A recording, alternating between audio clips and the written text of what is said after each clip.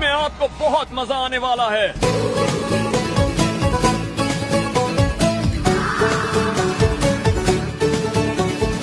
क्योंकि बाद में नीचे उतरकर जंगल में ही जाना है।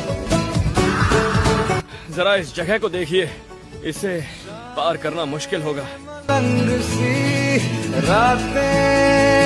वो ये देखिए,